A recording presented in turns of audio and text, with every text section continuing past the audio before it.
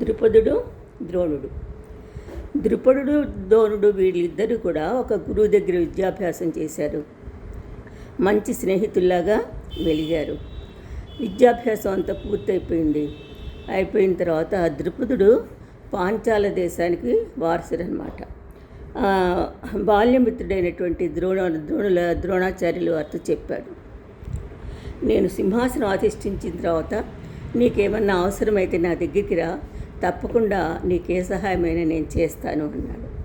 సరే అని చెప్పేసి మిత్రులిద్దరూ విడిపోయినారు. చాలా రోజుల తర్వాత ద్రోణాచార్యుల వారు వివాహం చేసుకున్నాడు. ఆయనకు ఒక కుమారుడు కలిగాడు, అశ్వత్థామ అని చెప్పేసి. అయితే ఆయన దగ్గర విద్య ఉన్నది కానీ ఎటువంటి సంపద లేదు. బ్రాహ్మణులకి దరిద్రం ఒక శాపం అన్నమాట.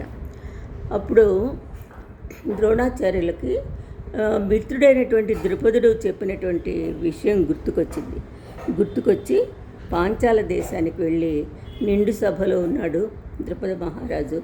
వెళ్ళి అడిగాడు, మహాశయ, మనిద్దరం ఒక గురువు దగ్గర విద్యాభ్యాసం చేశాము. మరి నువ్వు రాజు అయిన తర్వాత నాకు ఏదైనా సహాయం చేస్తాను అని చెప్పావు. ఇప్పుడు నేను దుర్భరమైనటువంటి దారిద్ర్యంలో బాధపడుతున్నాను. నా కుమారుడైనటువంటి అశ్వత్థామకి కనీసం పాలు ఇవ్వడానికి కూడా లేదు.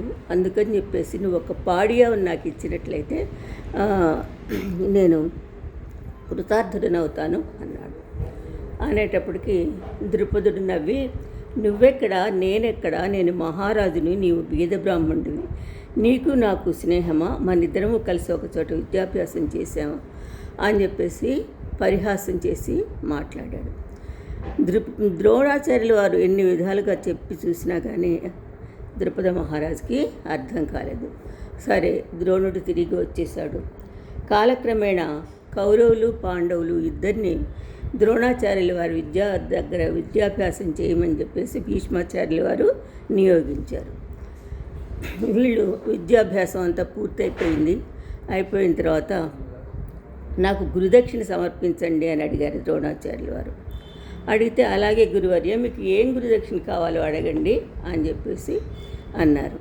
అంటే పాంచాల దేశపు రాజు ద్రుపదుడు, ఆ ద్రుపదుడిని కట్టి బంధించి నాకు గురుదక్షిణగా ఇవ్వండి అన్నాడు.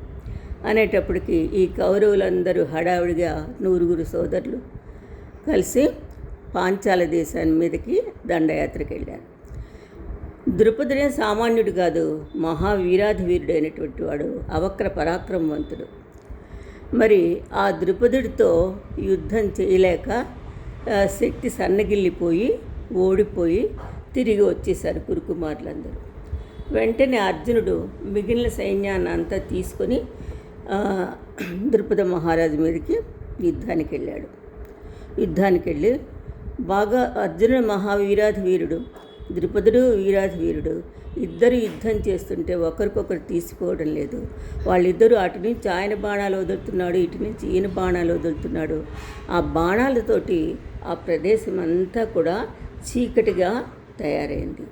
చివరికి అర్జునుడు మహాపరాక్రమంతో ద్రుపదుడిని గెలిచి ఆయన్ని కట్టి బంధించి ద్రోణాచార్యుల వారికి వద్దకు వచ్చి, ఆచార్య, మీరు గురుదక్షిణ అడిగారు, ఇదిగో గురుదక్షిణ సమర్పిస్తున్నాను అన్నాడు.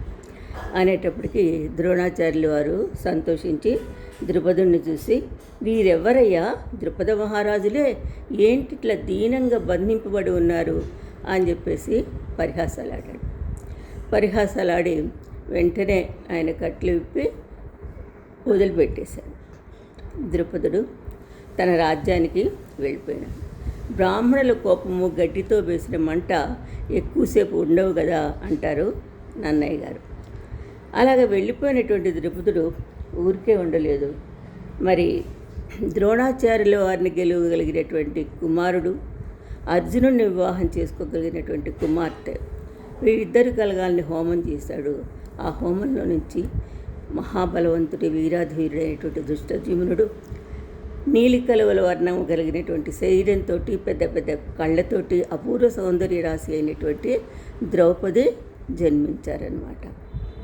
ఆ విధంగా ద్రుపదుడు తన కోరికను నెరవేర్చుకోవాలని కుమారుడిని పుత్రికను కన్నారు. అందుకే ద్రౌపది కృష్ణ యాజ్ఞసేని యజ్ఞకుండంలో నుంచి ఉద్భవించింది కాబట్టి యాజ్ఞసేని అయింది.